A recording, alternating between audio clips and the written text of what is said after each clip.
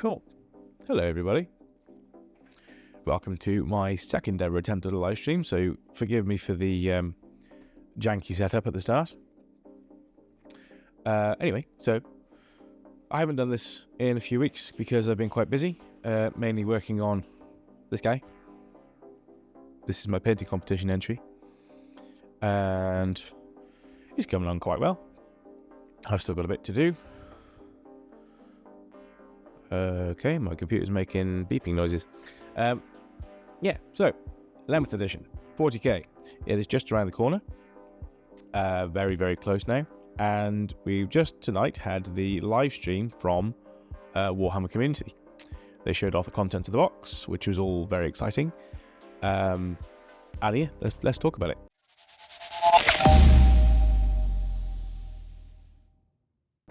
First off, obviously they teased everyone a little bit. They showed off the launch edition trailer again, which is also quite cool. And yeah, they had a bit of playing around with the box, and then they opened the box with probably the most underwhelming tool ever, the mold line scraper, and then showed everyone the sprues, because who doesn't love a bit of sprue action? They all look quite good. I was a bit annoyed that one of the orc characters is on the same sprue as the Space Marine one for some reason, but I think it's just a case of like slapping them off and then you can separate them if you wanted to, if you're planning on selling half the box. And then they got into the gubbins underneath, which is all the books. So in this box, unlike previous launch boxes, you have effectively a lore book. See if I can find it on here, just 2 seconds, because I have this all set up. There we go, it's up. So if we just hop over to that.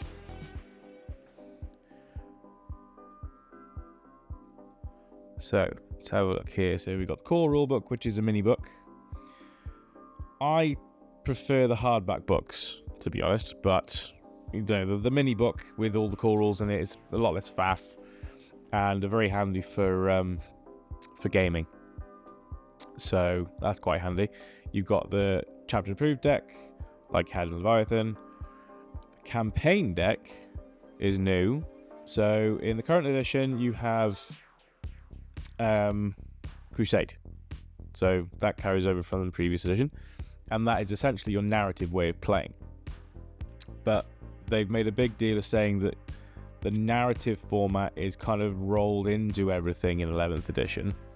So these cards are a way to build a narrative campaign, so they say. So it'll be interesting to sort of dig into those when the box comes out to see what's what. So I know with the recent all the recent supplements we've had, like Maelstrom of War and Armageddon and all that, one of those, I forget which one it was, one of those essentially had like a Dawn of War style campaign in that. If you remember, Soulstorm had the interplanetary map where you're conquering various planets in the campaign to the game.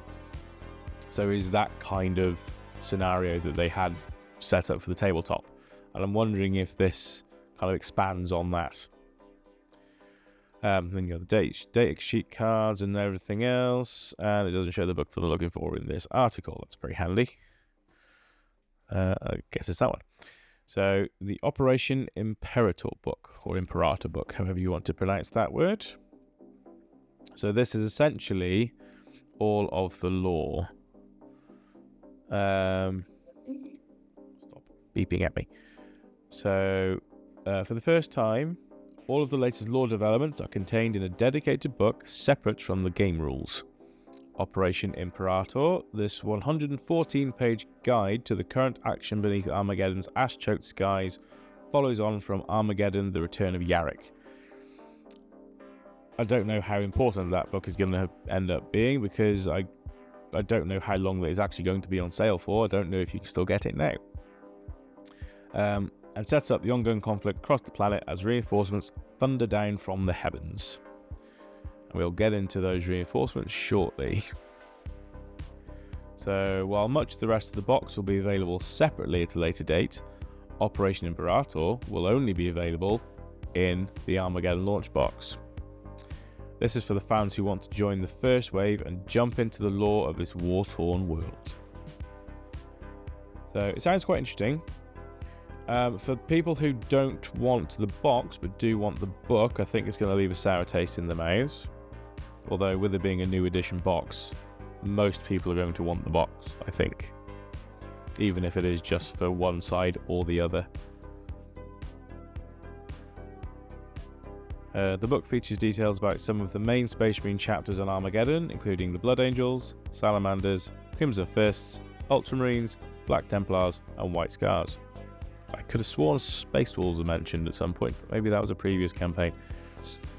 And the Orc clans they're fighting: the Goths, Evil Suns, Death Skulls, Bad Moons, Snake Bites, and Blood Axes. So pretty much all the Orc clans.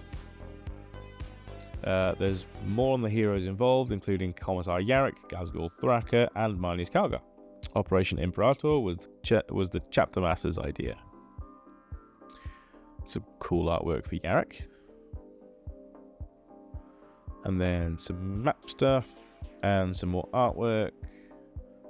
That is an enormous orc-shaped pilot thing descending.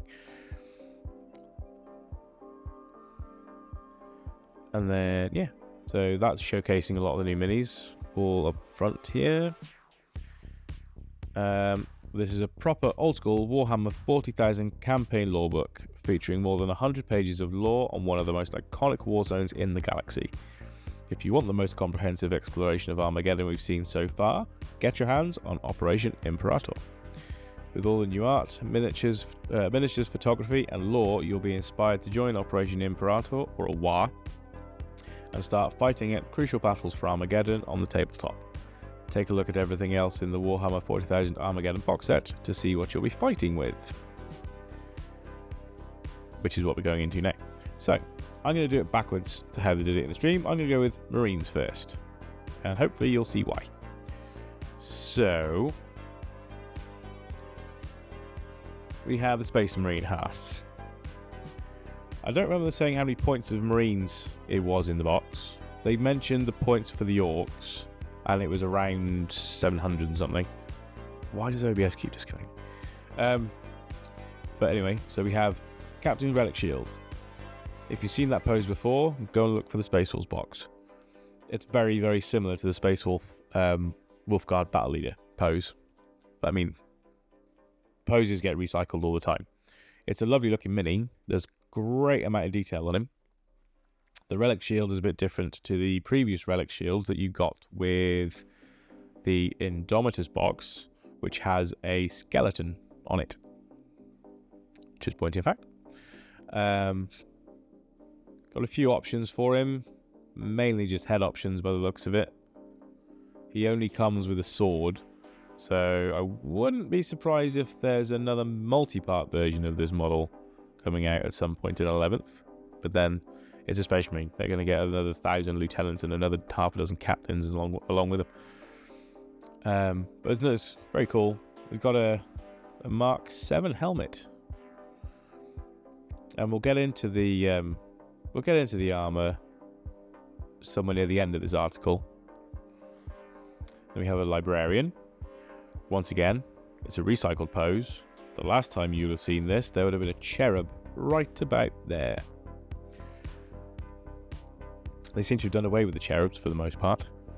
I guess people don't like mutant flying babies. Again, cool model. They've taken some inspiration from the Terminator librarian. I imagine these were both designed around the same time, if I'm honest. But they've got the engraving in the armor. So you got it all on the backpack, you got it on the shoulders, on the shins, because this is just Primaris plate, if you like. Whereas obviously the one in Leviathan was in Terminator armor. So yeah, cool looking model. It's one of the ones that looks a bit better in 3D, where you can see the cloak flowing behind it and things like that. And they did also mention in the live that the tactical rocks that everyone has stood on. They are very deliberately designed in the same kind of way. It's all very jagged landscape, and they kind of all point the same way as well. I'm not sure if they've designed it so that you can just sort of face each army towards each other and all the rocks are just kind of pointing the same direction. There's the back of him. I think I kind of prefer it with the helmet, you know. The helmet looks a bit more menacing on this. I like that shoulder pad. The old, well, the usual librarian pad, I think. And then the runes around the edge. Looks nice. We've seen this one before. Well, most people will have seen it before. If you haven't been keeping up to date with Warcom, they did show this off last week, I think. So yeah, new chaplain with jump pack, which means that my current Blood Angel chaplain with jump pack is probably going to be replaced, because this is going to be bigger.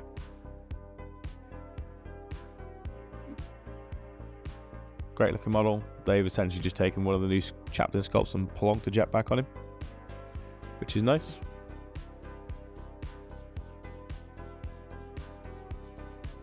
And then we got some Vanguard vets. So when I first saw these, I was a little underwhelmed, because they basically just look like assault intercessors, just with power swords instead of chainswords. And they still kinda do, but when you look at a bit more of the detail on them, there's more to them. They've got more purity seals, they've got more fine details, like the not the greaves, gauntlets, I suppose, on the wrists, and they've got the Terminatus on the shoulder pad, which I thought was reserved for Terminator plate because it held shards of the Emperor's armor in it, which is what gives it the invulnerable save. But someone will have to correct me on my lore if I am wrong with that one. Is that a heavy bolt pistol or just a regular bolt pistol? It looks like a heavy bolt pistol.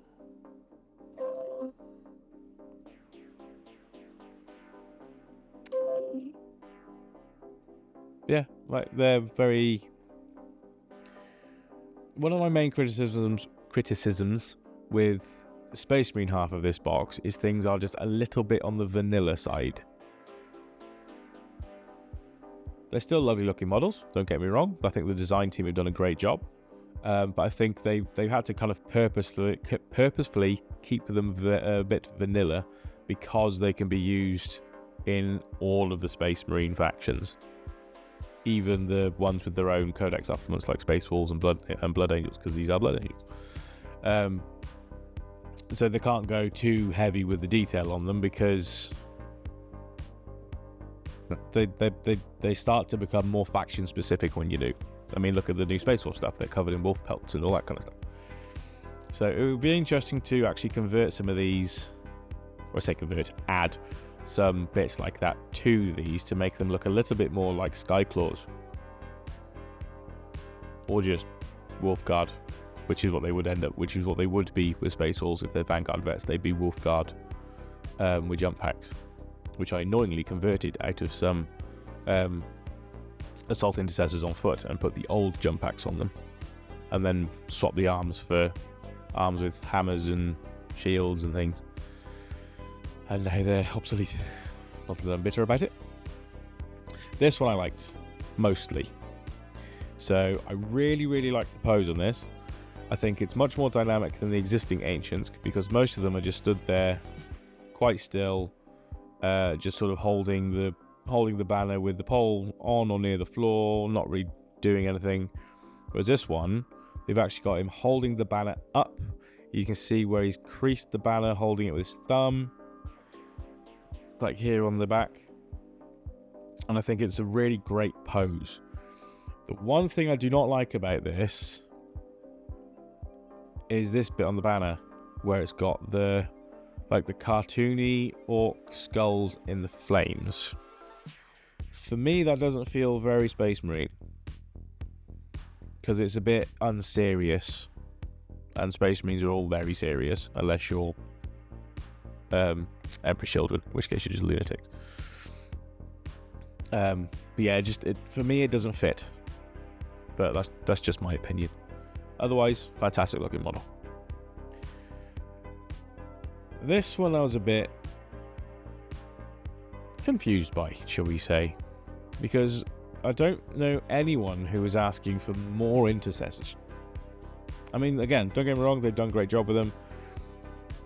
Once again, you've got the mix of armor, so obviously that chest plate on there is from a different mark of armor compared to this one. And let's see, show a good example. I like this guy's helmet. It's a newer version of a Primaris one. This one here, I think that's a Mark 7 helmet, along with the leg armor, because obviously you got no knee sections like you got on these ones here. What else we got? Another Mark 7 helmet. There was this one holding an Auspex scanner. It was a nice little callback. And like some of them, as they mentioned, with the purity seals wrapped around the bolt carbines and things. So yeah, bit of a mix of armor. I think the way they explained it with the launch box, it was them, because they've been warring on Armageddon for so long. They were sort of pilfering armor from so we say expired Marines, and having to sort of mix it in with their own as things get more battle damaged. Which if you've been up to date with the lore since Primaris were introduced, that might cause a problem, and we'll go into it in a minute. These are the Eradicators, which I actually do like these. I think these again have a bit of a mixed armor thing going on. But these have also got heavy bolters, whereas the original Eradicators have just got melter weapons. So it's nice that they have a different variety, because these will have a different purpose. These are more for deleting elite infantry, whereas the melter ones are for attacking tanks and other vehicles. I like the fact that this one's sort of halfway through reloading his empty clippers on the floor, and he's just sort of having to redirect his attention to an oncoming foe, shall we say. Got standard pose of just going hell for leather, and another one. Yeah, you can see like this one here, it's got a studded shin pad. That one has got the ones without the knees on it again. What's this one got different? Anything different, or is this one regular? I think that might be regular. But bear in mind, that's Gravis armor. And they're somehow incorporating other armor marks into it, which is interesting. And then the new land speeder, or just a mini storm speeder. I do quite like this. I know it's, like I say, it's just like a mini version of the storm speeder, but I do like the storm speeder sculpt. It is quite different from the previous iteration of a land speeder, but then that land speeder itself was very different from the original iteration of a land speeder. So, you know, these things do evolve over time, I suppose. But yeah, I do quite like this. Showing the grav plates again. I know a lot of people are a bit mixed on the grav plates. I personally like to see these on bikes, like Subodh Khan's bike. See more jet bike stuff going on. Let's see it from above. So you've got a twin heavy flamer on that one. That's obviously a Gatling cannon or Gatling gun. Multi-melter in the passenger seat, and you've got some underslung rockets on the wings as well. So it's somewhat bristling.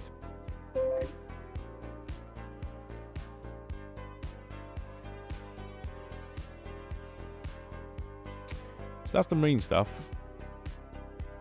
It's, like I say, it's a little bit vanilla for me. See, they've gone a little bit more, a little bit more interest with the different armor mark stuff. Now, when Primaris stuff originally came out, apart from the fact that there was a bit of backlash against the Primaris stuff, because I don't think there was a lot of fans of how they were introduced in the lore, and they were essentially just different Marines. They weren't just upscaled, they were different. But it feels like they've moved away from that. They took out the Primaris keyword in 10th edition, where it was quite prominent in 8th and 9th. So like with 10th edition, you had new Terminators, and they were very prominent throughout the edition. So you had you had the new Terminators in the launch box. You then got a multi-part kit of those Terminators sometime after. You had a lot of new characters in Terminator armor. You had Deathwing Terminators coming out for Dark Angels, and you had Wolfguard Terminators coming out for Space Wolves. So there was a lot. Blood Angel fans, I do feel for them. I am one of them. I'm a Blood Angel fan as well. Space Wolves will be my main legion forever, though. I feel like the Blood Angels were shorted on their release, really, because they should have had some new Assault Terminators for Blood Angels, I feel, or just in general, because other factions would have used Assault Terminators as well. But they were quite well known in Blood Angels because they used to have their own specific Blood Angel Assault Terminator kit. Fingers crossed for 11th edition, eh? Anyway, so with Primaris Marines having been released as a bigger version of a Marine, it kind of begs the question, how are they integrating old armor marks into their armor if they're bigger than Space Marines? So I can only assume that in some way, shape or form, they are doing away with the Primaris lore, kind of. Be interesting to see. Be interesting to read some new lore books. I haven't read any new lore for a while. I've been mostly reading Horus Heresy and Siege of Terror stuff.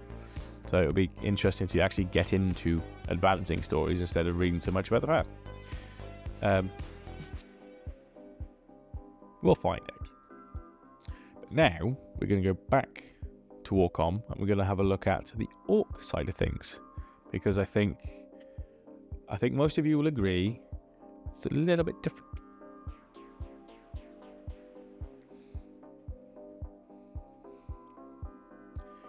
So this is the Orcs, and we're going to start off strong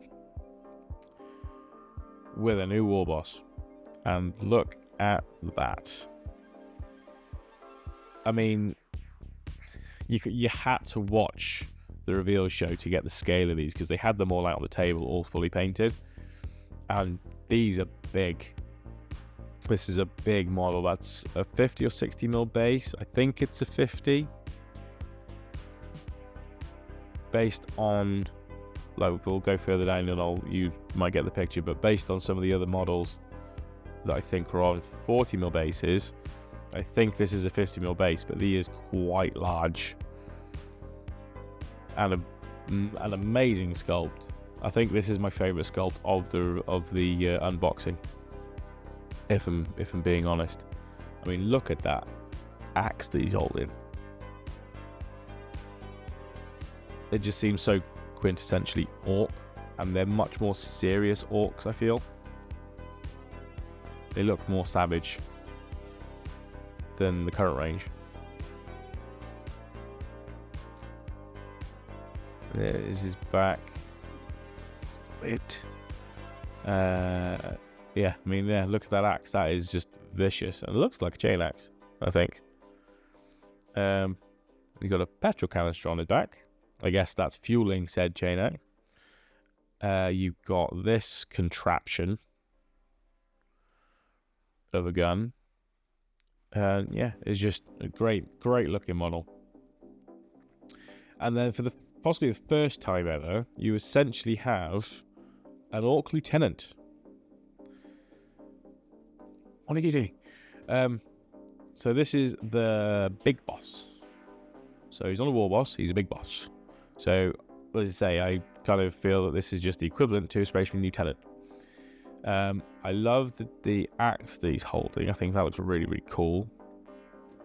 Well, just the whole thing looks really cool, actually, to be fair. There's a great level of detail on him. I like my character models. I love the detail and the efforts that they go to on the character models. And I very much look forward to painting this. So he's also got, well, what would be a banner, or is there like a totem pole? You know what I mean? Hanging up or sticking up from his back. And then we got a banner knob. Banners seem to be back in vogue for this edition, and it's a big banner too. There's quite a lot of open space there for doing either using the decals that come with the box, or doing your own freehand on it. All these orcs are very wide, but they're very, very broad shouldered. I think they're much wider than the current range. I think this is probably the weakest model from the orc release, if I'm being honest. Still looks quite cool. And there's his back with his shooter, because every orc apparently has a shooter and an axe now. Close combat weapon. Got a new pain boy. So I think it was 9th edition when the Beastnager stuff came out. They released the Pain Boss, which I have, and it's a cool looking model. Now they've updated the Pain Boy and his little friend with his quite large hacksaw. And yeah, I think this is quite a fun model. You can see he's like stitched his own arm back on apparently, and he's got a big old run of stitches going down his ribs and across his back, and yeah, he's just sort of torn himself to pieces and put himself back together again, even to the point of putting a couple of blades on his 2 remaining fingers on that hand. Oh, and he's missing a foot. I only just saw that. What I really liked about this model, and it's about the painting, they've done a really great job of doing the faded checker pattern on this vest.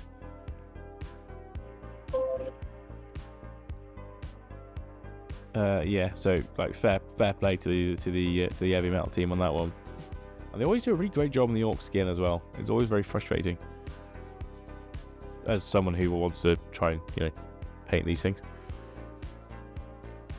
The Weird Boy. I was torn on this when I first saw it, because this is one of the ones they showed off relatively early on Warcom. I think they showed this off a few weeks ago. I'm not amazingly keen on all the wires around his head and the big headpiece. I think it looks just a little bit much. His face looks great, and the fact that like one eye is bulging is quite fun. And overall the model does look quite cool. I think it was just a headpiece for me that was a bit weird, but it does look better when you see it in 3D. And he's big too. I think this is the same size base as the War Boss. And they actually showcased in the stream, if you build the Librarian and you were more of a painter and modeler than you were a player, you could do something quite cool with these 2 minis, because together they make quite cool diorama. So obviously the Librarian was throwing his staff forward using psychic ability, and this guy looks like he's possibly defending against one. So I had an interesting idea for a diorama that I wanted to try, but I had to try and do it so that at least the Weird Boy was removable, or get a second Weird Boy, so that I could actually use it in game. And these are the new Orc Boys, and I gotta say, I really love them. And each squad, they are a squad of 10. They're 9 Orc Boys and 1 Boss Knob. The Boss Knob is on a 40mm base. The Orcs are on 32s, from what I could tell. And this guy is huge. Very much stands out from the pack.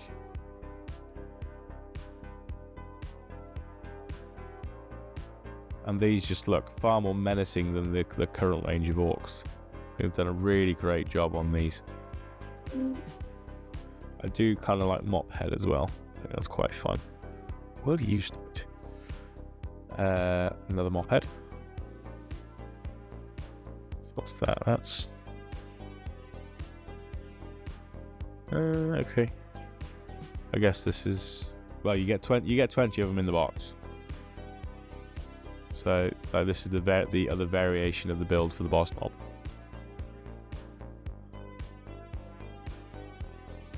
Well, there's a selection of the backs of models for you to see.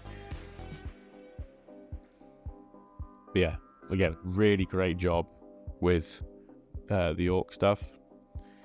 And then we've got some Gretchen, which they've been showing off a lot this week.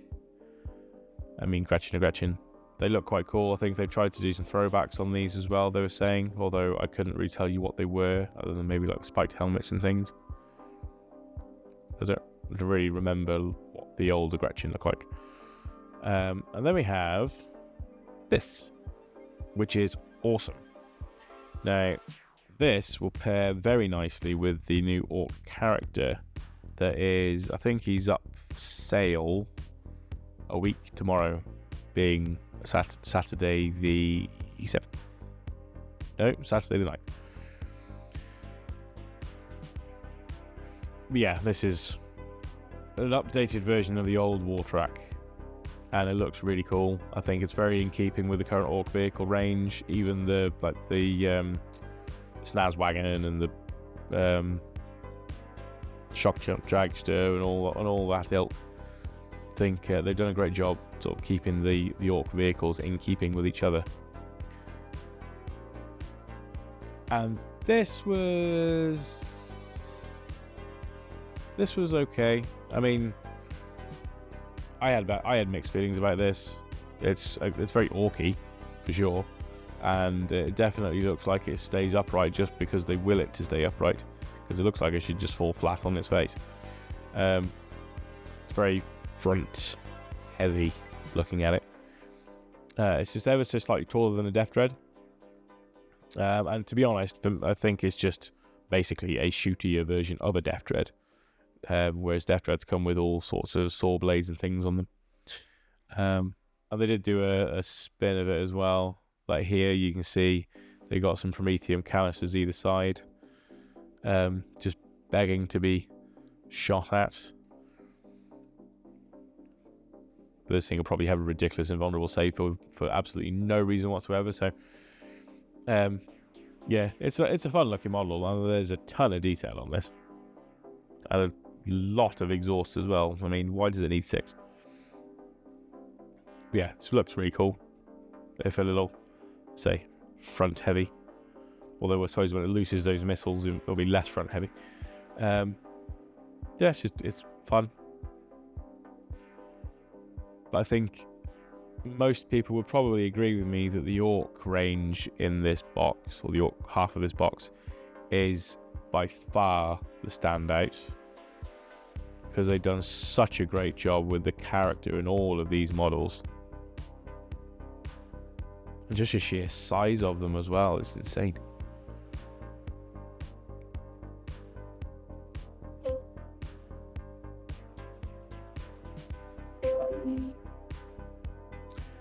But I digress. So let's just do a bit of that, and there we go. So that is what is coming up in the 11th edition launch box. And I don't know about you, but I'm very, very keen to get it.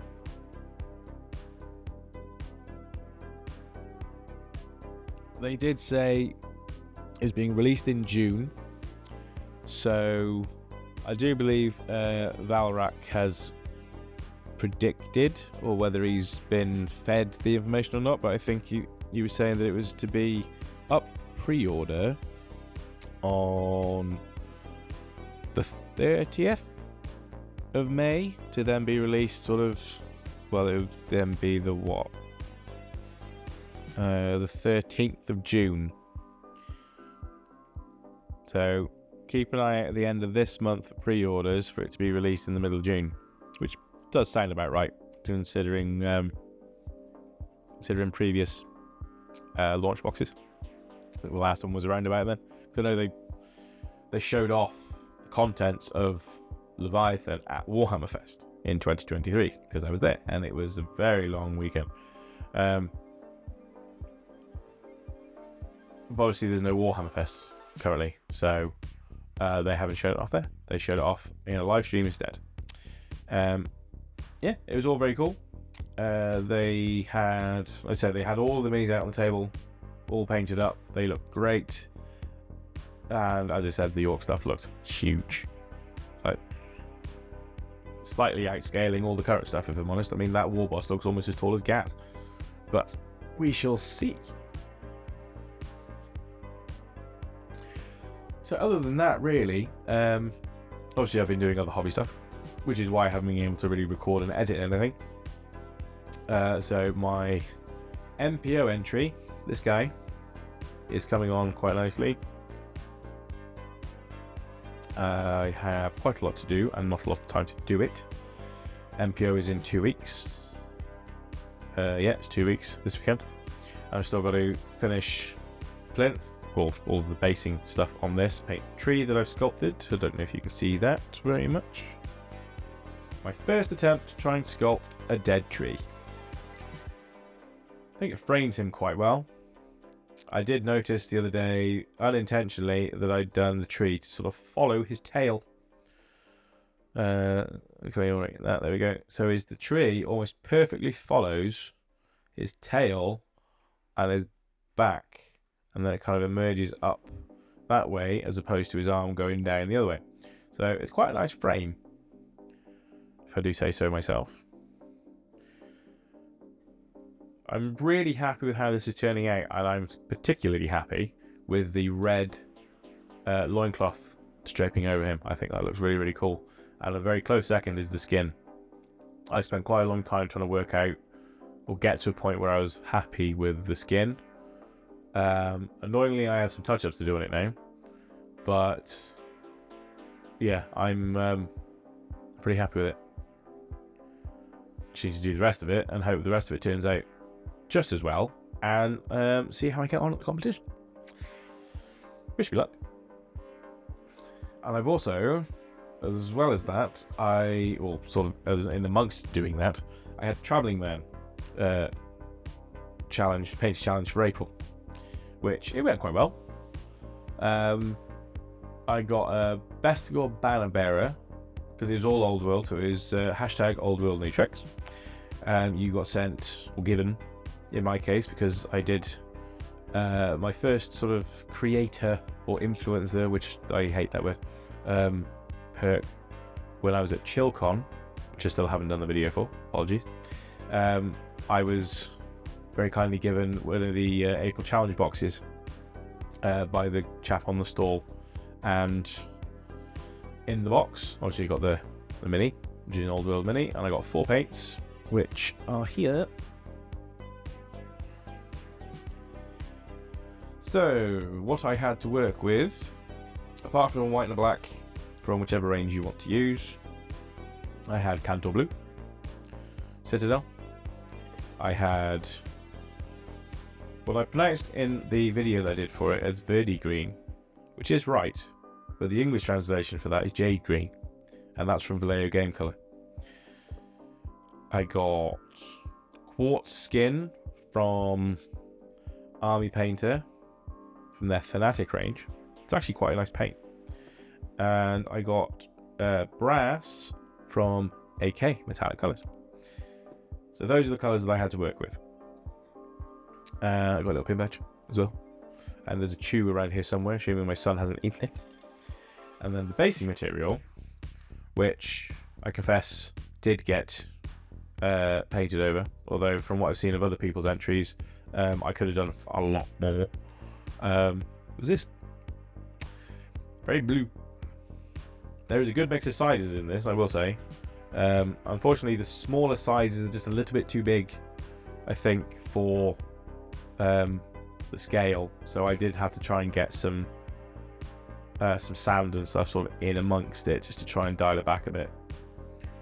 But it came out quite well, actually, because I tend to base my models before I prime them, so then the base is primed at the same time, and then you paint the basing material so then all looks the same. Because if you were to paint a model and then just glue sand and gravel to it, it doesn't look the same as the mini, because the mini is obviously painted, so it doesn't have the same values and things like that, and it just generally stands out. So if you prime your basing material, as long as, assuming you're not using just like texture paint and stuff on the base, which a lot of people do, then paint it with your model, and it looks 10 times better. So if you'll bear with me 2 seconds, I shall go and get the model. Please enjoy the noises of my fish tank.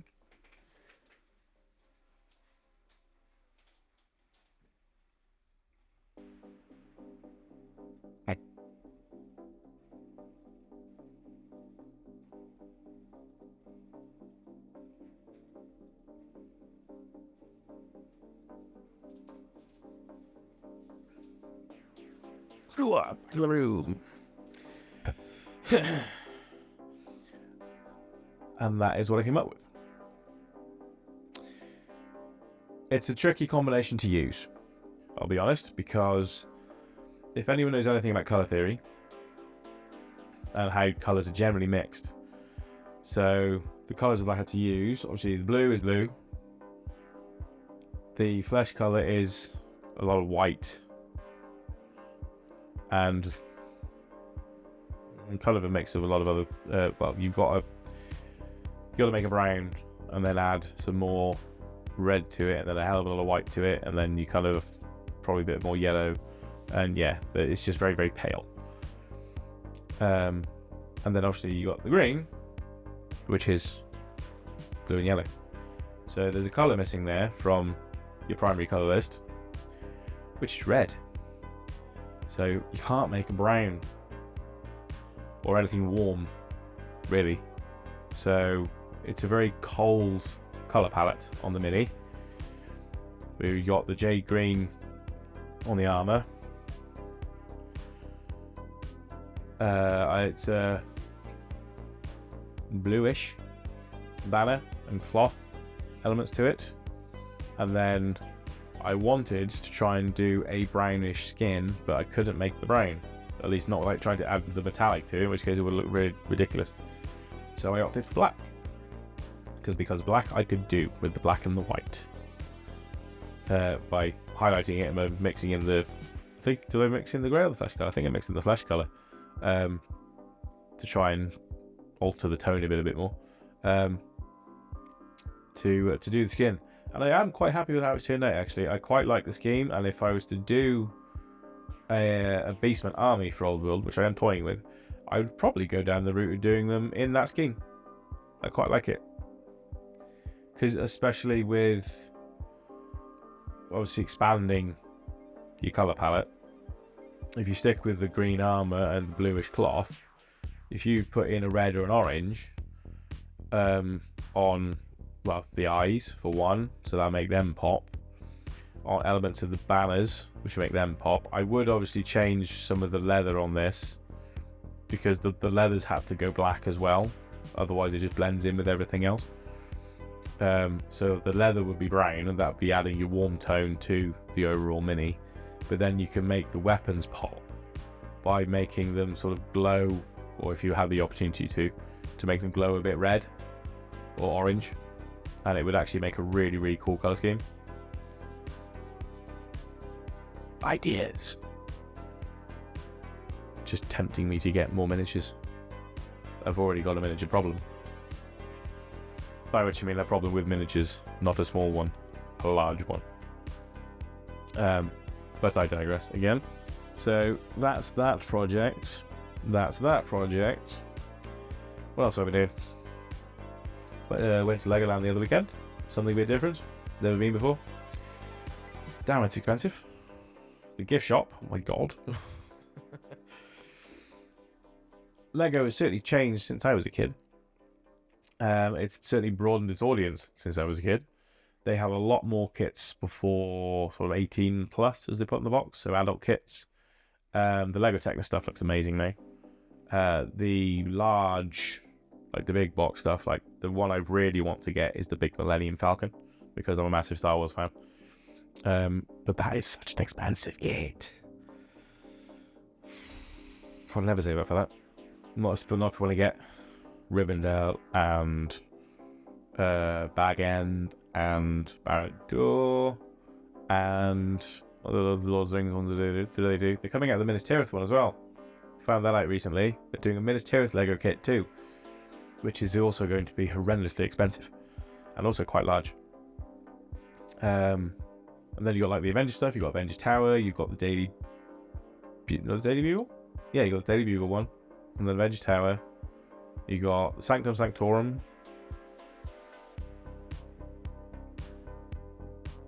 Loads of others. My wife would like the Home Alone house, which I would not be opposed to.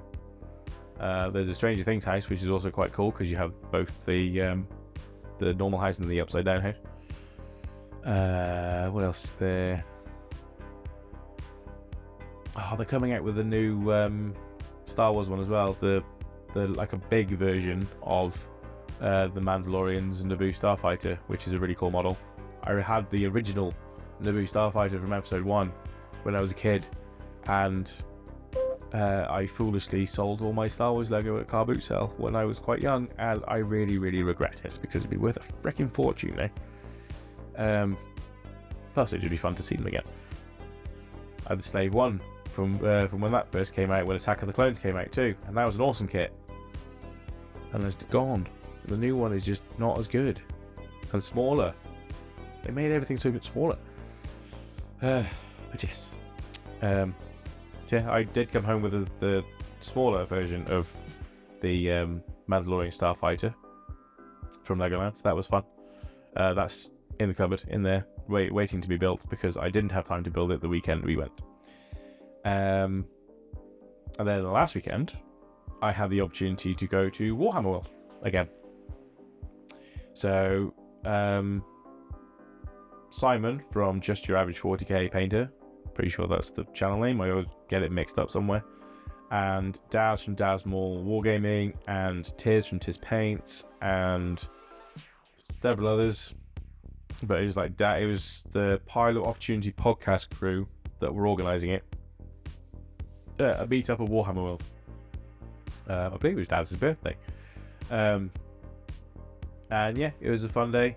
We didn't go there for anything in particular other than just meet up and have a chat and have a wander around, spend more money, and go around. Well, for those who wanted to, go around the exhibition. So it was an early start. I did get there for just after opening, and somehow Simon and everyone was already there. I guess they live quite close. Yeah, it was a good day. Had some good chats with the fellow hobbyists who did go, or some of them anyway. I don't think I got to speak to everyone. Had a good wander around the exhibition, which has changed. They've added a few more things. So since the Dark Water box has come out, the Warhammer Quest game, they've added a new diorama in the exhibition, which is a really cool diorama actually.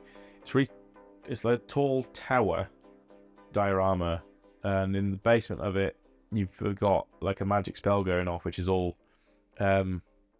lit from underneath, presumably with some LED lights somewhere underneath. It's done in like clear resin, and then that glows up underneath. And then you've got all the, well, not all, but most of the miniatures from the box all dotted around the diorama, all the way up, and it looks really, really cool. They really changed the heresy section. So it used to be that you went in, you had a massive diorama in front of you for the Cygnus Prime, where the Blood Angels go in Fear to Tread, and they fight Cabanda, like Sanguinius fights Cabanda for the first time, and it's all Blood Angels versus Khorne and all that kind of stuff. That used to be as you walked in the door. It's not there anymore. You also used to have to go right and then round like you do in all the other exhibitions. That changed. You go in the room now, and in front of you is a Dropsite Massacre diorama. So you got all the new Saturnine stuff from the Saturnine boxes. You've got a really horribly destroyed Thunderhawk model. I mean, it looks cool because it's all like blown apart, and they've done a really great job with showing it in pieces. It's just sad that it's just such an expensive model that's just been torn apart. And then you've got, is it just Salamanders or with the Raven Guard there as well? I forget. I didn't get a chance to look around the whole thing in great detail. But there's definitely a lot of salamanders there, and they were just surrounded by like Iron Warriors and a couple of other legions from the Drop Site Massacre. It's a really cool diorama. It's very, very grey, because I mean it's a dusty planet apparently, and everything is just sort of tinged with the grey dust of war. So it's quite it looks quite a bland colour palette when you look at it, but it's still done really, really well. So many miniatures involved in that diorama. I can't imagine how long it took the team to build the frickin' thing. And then you go left, and then you have some of the other more familiar dioramas going around the corner. Didn't get a chance to spot the assassin in the big diorama as you go downstairs. But then I've been there a dozen times now, maybe, and I've not once seen that assassin in there. They hide it very well, or they don't put him in there at all. I'll let you decide which you feel that it is. I think they changed up some of the Xenos dioramas down the bottom as well. But they had a few more. They've had a few more units to add since. One thing I don't remember seeing there, actually, they used to have a Chaos Reaver Titan, sort of being released from its forge, if you like. I don't think it was being worked on or built. I think it was just as it was being released from its forge. They used to have that diorama down in the bottom with the Xenos bit, because it's where some of the Titan stuff is as well. I don't remember seeing that there. But no, Exhibition was great as ever. It was lovely to see all of the massive dioramas that the teams build. The old world stuff, which is all much newer, ironically. Like the dioramas, at least, or the one as you walk in the room is newer. That still looked really, really, really cool. It'd be great to work on those things. To get paid to make just massive dioramas would be awesome. Unfortunately, I live too far away from Warhammer World, so it's not really an easy job for me to apply for. Sad times. But no, overall, very good day. I say I didn't really go with any intention to do anything other than speak to people. I did come away with a few goodies. The ones I had to pay for, so, you know. So, page 2, where's your off? So, it wasn't massive expenditure, but I did come away with Chaos Lord, because I really like this model, and I did have the box, like the big Battle Force box that it came in, but I had to sell that a while ago because I was a bit short on funds. So selling big boxes usually gets you a pretty decent return, especially when they're out of print or out of production, rather. I also got a Big Mac, which is very handy considering the Orcs coming out in 11th edition. Plus, I've wanted this model ever since they showed it off, because it's a freaking amazing sculpt. And I've seen some particularly amazing paint jobs of this model, and I want to do my best to at least do it on par with those. Again, he's quite big. The Orc stuff is all quite big these days. And I also, at the last minute, as I was coming out, thought, go on then. So, Thulia Gould, the new Admech character, who is basically a Primarch in the game. I think her rules are a bit overpowered for who she is. But the model itself looks really awesome. I have a smattering of Admech stuff that I wanted to do stuff with. So a friend of mine collects Admech, and I've always been quite keen to paint the Dune crawlers. So I got a non-good Dune crawler. I got some Cerberus Raiders for Christmas, I want to say a few years ago now. Most of my backlog is a few years old, I'm not going to lie. I had an interesting idea for a diorama for those, although it would have to be quite big, and I don't know if I'm going to be able to get the other element to it. So I don't know if they still sell it, but does anyone remember the LAN train that they did for Necromunda, which is basically a truck with lots of trailers? I wanted to try and do the Cerberus Raiders sort of almost like Western style, like Outlaws robbing a train, Western style, because obviously the Cerberus Raiders are on mechanical horses and they look very cowboyish. So I wanted to try and do that as a diorama of them trying to rob a land train. I don't know if I can get it. If I can't, I'll think of something else. Still along the same lines. It might just have to be a repurposed train model from some other system and make it a bit more 40k.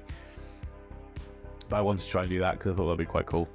And I had another couple of ideas for some dioramas after seeing today's reveals as well. I'm very much on the painting, modelling, sort of exploring that side of the hobby a lot more. I haven't really had a chance to play much in 10th edition. I think I've played maybe 10 games all edition, maybe. 3 of those, well, maybe 6 of those were at a tabletop tactics events at the studio, because I've been to 2 so far. Took Votan both times, did badly with Votan both times, but it was a fun day. I had good fun meeting people and playing games and doing the other things in the hobby that you're supposed to enjoy. So although I did lose horribly, I had fun. The last one, I went to the tournament literally the week after the Codex had come out. Oh, dear, excuse me. Literally the week after the Codex had come out for Votan. I didn't have time to read it. I didn't have time to learn the rules. So I was very much winging it on the day. And I'm pretty sure I got a few rules wrong because I wasn't familiar with the book. And I got my backside handed to me 3 times, each time successively worse. But I did. I had fun. I don't think I got to use any of the new units in those games because I didn't have any of them ready. I did get to use one of the new units when I went to the Rally Point Games and Mines event at Warhammer World last year. I think it was November time. I took an army to play because they had a narrative going on throughout the day. So I had my Votan with me then, and I played against a tower army. I feel really bad for forgetting the guy's name who I was playing against. That's really bad of me. But I played against a great tower army, which was really, really well painted as well. And I just did terribly. I mean, a lot of that was to do with great tactics from the tower player. Some of it was to do with the somewhat overpowered rules for the tower army at the time. And some of it was also to do with my horrendous dice rolling. In my sort of gaming circle, if you like, I am sort of renowned for rolling worse than James from Tabletop Tactics, and he rolls a lot of 1s. I think I could rival the number of 1s that I roll, and not when you need them. Always when you don't need them. It's like, statistically, I think I failed about 80% of any 4-up invulnerable saves in that game, or any 4-up saves in general. And like a 4-up saves 50-50. How'd you fail that many? Anyways, it's a fun day again. That was an interesting one as well, because you had, I don't know if you haven't been to Warhammer World or any game venue similar, you have series of tables that are all joined together. So I think you have like 5 or 6 of Warhammer Worlds that are all in a row. And with the narrative that day, it was basically either Imperium or Xenos versus Chaos for the general narrative. Even though I ended up fighting a Xenos player and I had a Xenos army. But during the game, you had Titans walking across the battlefield. So one of them would start one end of your run of tables and he would be walking across to the other side, and you'd have one coming the other way, and they'd be fighting each other over the individual battles. It's a really fun element to it. It did interfere with your game when they got to your table, because obviously that's then another model that's either you can shoot But if you were to shoot it, they could shoot you back. And you don't want a Titan shooting at your army, because it will just kill your entire army. But also you don't want to be squashed by it, which could also have happened. And I think that did happen to a couple of models on both of our armies. But it was a good fun element to the game, and it did eventually pass over our table, but I still lost horrendously again. My dice rolling, man, it's just I need new dice. In fact, I had new dice. I had new Tabletop Tactics dice, which roll very, very well if you're Lawrence. So, like, king of rolling sixes whenever he needs a 6. Yeah, this is one of those things. But yeah, that was a good day. Hopefully, I'll be able to go again this year. My next event is MPO in 2 weeks. After that is the Games Expo, but unfortunately, as I say, I'm on holiday the weekend that the Games Expo is. So while I will be having fun that weekend, it won't be meeting fellow hobbyists. So maybe next year. But that's coming up in a few weeks' time as well, or 4 weeks' time, in fact. And then after. So my next event after that is actually Iron Skull. So there's another painting competition, this time hosted by C Studios. That's in Essex. I hopefully will have enough money to afford a hotel, or potentially an Airbnb. I don't know. It depends who's going. I've been toying with the idea of potentially trying to wrangle some people up and maybe splitting the cost of an Airbnb or something. Because they're generally a house and you can just socialise a bit better than if you're staying in a hotel. But yeah, that's another place where I'm hoping to take this guy. And I kind of want to update the model I took last year. So last year when I went to MPO, I could only go for the Sunday. So I'd entered the competition, but I couldn't be there to submit my entries on a Saturday. So I took the risk and I posted them. I did pack them well. I made a couple of small MDF boxes. I mean, to be fair, the Cult of Paint team who run the competition, they were amazed at how they were packaged. I sent my Rogue Hobbies Goblin, the fishing goblin, who's the first one that Louise made. I sent my Neurolictor, and I sent my Snickeroth model. So 3 altogether. The Neurolictor, I was very happy to find out, which this was after something quite horrible. I found out that had actually won a commended pin from MPO, which I was very, very happy with, because I didn't expect to win anything for those two. They were just kind of like, we'll see how they go. Snickeroth didn't get anything. Looking at him now, I can kind of see why he didn't get anything, even though I am still really happy with the paint job I did.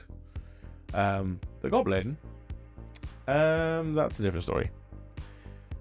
When I was painting it, and because he's built on a plinth, and I made a little jetty that I was going to put him on. I originally made like the whole thing, just out of small offcuts of timber to make almost like a goblin scaled jetty. Turned out that was too big, really, for what I needed.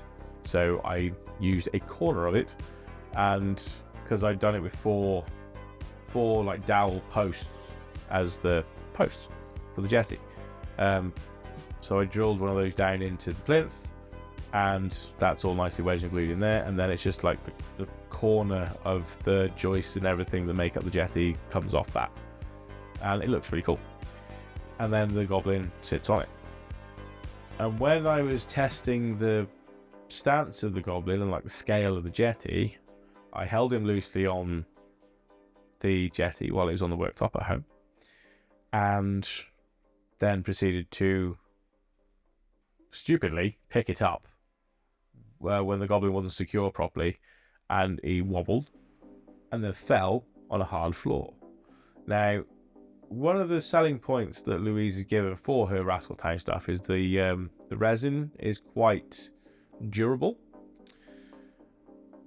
Not so durable that when it drops from about 4 feet onto a hard floor, it doesn't shatter. He broke both his legs off, and one of his arms broke into 2 pieces. What else? I think something else broke off. I think something else broke off as well. And this was halfway through painting it, and I was mortified. But I persevered. I rebuilt him, a bit like Humpty Dumpty. So I rebuilt it and got it all finished after having to repaint the legs again about 3 times. Got it all finished, got it mounted on the jetty, got everything painted. I had originally tried to do a resin pour on the plinth around the base of the jetty to make it look a bit more like water. The resin didn't cure. I think the resin was too old, because I do some resin work in my workshop because I'm a joiner. And I've done some resin work in the past, so I had some left, but I don't know how old it was. And I went to use that, which was reliable stuff. I've used it before and it's been fine. And I don't know if it was just the resin was old, it wasn't mixed properly, the ratios were slightly wrong, even though I'm pretty sure I added more hardener than I needed to, so it cured faster. It didn't cure at all. So I had to very quickly make a new plinth and use another corner off the jetty, which luckily I hadn't thrown away, to make up the model. So that was all put together. I painted the top of the plinth blue, and I plan on doing the resin again on this one, although I might use some UV resin this time so I can set it faster. And then, as I say, got it all boxed up, sent it to MPO, got there on the Sunday, couldn't find any of my entries initially on the display stands all down the one side of the room. I did eventually find my Snickrot and my Neurolictor, and someone had swiped the commended pin from by my Neurolictor apparently, because I didn't find out I'd won that until the awards, even though most of the other models had their pins next to them. So it was a nice surprise at least. But my Goblin wasn't on there either, and when I went to speak to the team, the Cultivate team, Henry, who I'd been speaking to about how I was getting them there, took me out to the back and said that unfortunately it hadn't made it. The way I'd secured it in the box, so I obviously built the box around it and made it big enough for him to go in. There was bubble wrap around the Goblin, and I'd screwed the plinth through the box into the bottom of the plinth so it wasn't going to bounce around. I think in doing that, with any motion that was bouncing, it put more pressure on the model itself, and where it had broken by shattering on the floor, it then broke again, and they couldn't judge it. So I have since rebuilt it and repainted the legs and stuff, because I then entered it into Iron Skull last year, and regrettably didn't get anything then either. But I tried. I have plans to update it and enter it again, so I can. It's sort of a way of testing the levels of where things need to be to sort of win anything. But I know I need to try and boost the contrast on it. So yeah, that was one of my plans, was to try and update that model. But given the amount I've got to finish on this, I don't think I'm going to get it done for MPO. Although I might take it anyway and see if it gets anything as it would have last year, if that makes sense. So much painting to do, so little time. I mean, if you look behind me, that box is all full of pretty much all character models. I think there's the odd small unit in there, but it's mostly characters. That's units. That's my Votan stuff that isn't in my army case. And that is just a very small selection of the stuff that I have to paint, never mind build. So I'm having a bit of a cull once again. So a lot of the smaller unit boxes that I've got, I'm possibly going to be selling off until such time as I might want one again, in which case I will buy them one at a time, not in large quantities. Although in my defense, there's some stuff in there that some of my friends were passing on their armies or selling off their armies, and I had a good deal from them buying those armies off them, and they just came in quite a lot of stuff. So I blame them too. But anyway, hobby-wise, that's what I've had going on and what is going on in the future. So lots of painting to do, lots of models to build. A very exciting time coming up with a new edition. I hope to get more games in this edition. What I would really love to do is start doing some battle report stuff, but that will probably be on a sister channel to this one, because if you do too many different things, it screws with the algorithm and then no one gets to see what you do. So yeah, that's something that's kind of in the pipeline for the future. I have a game table that I've made that I'm waiting to bring home, but because we're doing some home improvements for the last 3 years, I haven't got the space available yet for where that table is going to go. And that is the table that I intended on doing battle reports on. It's also a prototype game table for me to make and sell, but that's beside the point. So it's a bit of a slow burn thing getting to that, and I also need to get more armies painted for me to be able to do that, because I don't want to field anything unpainted, because it's very unprofessional in the battle report to field anything unpainted. And my painting standards are, for my own stuff, too high, I feel. Although I get it better. I'm getting better. I can generally paint faster than before to a higher standard than before, which is something that you would expect when you paint for a long time and learn new stuff. But yes, battle reports is something that I'm wanting to look into, to utilise my oversized collection of models out there. And I was going somewhere with that. Where was I going with that? Sorry. Completely lost my train of thought now. Yes, battle reports, games, more games. I want to do some tutorial stuff on starting 11th edition, which I think is a good time to get into that kind of thing, because it means that I learn the new rules at the same time I'm teaching other people the new rules, because they'll just more or less be read from the rulebook and demonstrated on a table. It doesn't have to be that big game table, it can be the one I'm sat at right now, just with a pretty mat on it and some bits of terrain that still aren't painted, and painting tutorials as well. So I've got in my very full video folder on here, I have been recording every time I've been painting this guy, because I want to do a full rundown on that. Did I do you? I don't think I did do you. I did do Eldrad. So on my channel there is a video on painting black robes. So that is from the Eldrad model that I've done for the Apothecarian's charity auction, raffle, one of the two, which I still need to send off, but I'm tempted to put, he's moved the date back for that to September to allow more people to get involved, because he's had a lot of interest. So I'm thinking I might see if Eldrad can get anything from MPO, because that's an open competition. He's got more of a chance of potentially getting something, as opposed to the likes of Iron Skull, where it's you have a bronze, silver and gold for each category. I don't know if you had an overall winner for Iron Skull. No, you did. They had a specific trophy for that. But yeah, much like Golden Demon, you have a bronze, silver and gold for each category, whereas MPO is an open scoring system, which means that each category can have multiple bronze, silver and gold if they meet that standard.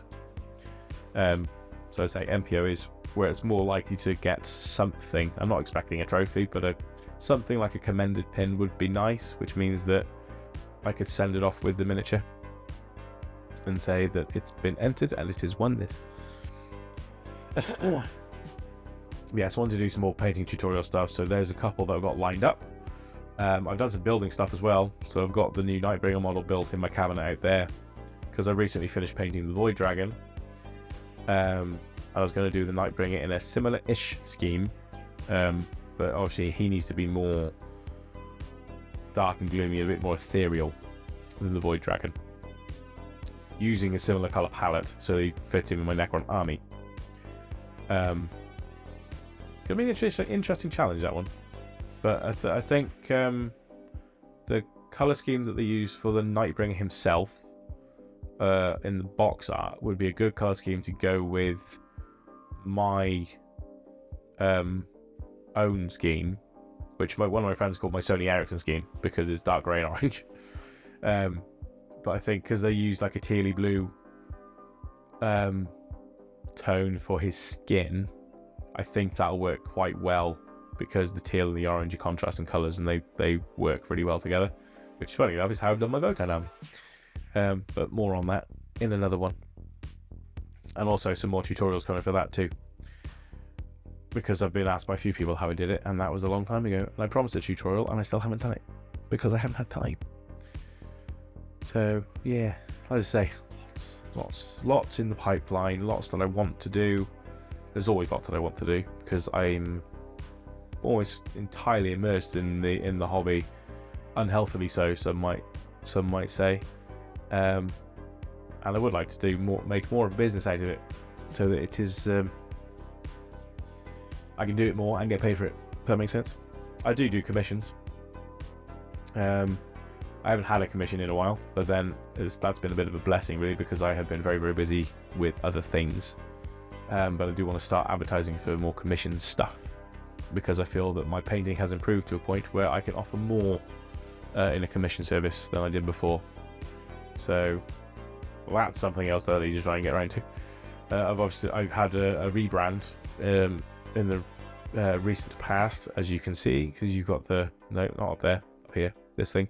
The logo there, logo on my chest, big old logo on the back, a walking business card whenever I go anywhere in this t-shirt or my hoodie, which was very helpful for ChillCon. That's where I first showcased them, and they'll be showcased again at MPO. Need to get more on that. I've had other ideas for more fancy logo stuff for merch and mugs and all the other stuff. I make dice trays to sell. And dice towers, and I can do I do chessboards and stuff as well. Kind of combining my woodworking job with my hobby, to try and integrate everything together, because I'm a madman like that. I also want to open a local game store as well, because there isn't really one around me. Or not? No, is there? I suppose you got Glass House. Glass Hammer, sorry.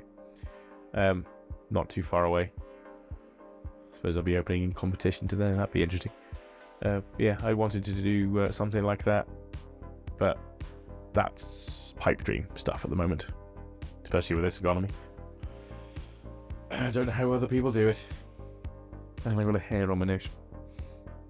Anyway, I'm rambling now, so I'm going to leave everyone to it, because I need to try and get a little bit of painting done on this before I fall asleep at the table, which has happened in the past and will probably happen later on tonight. So with that, if you've been watching, thank you very much. Catch me again in the next one.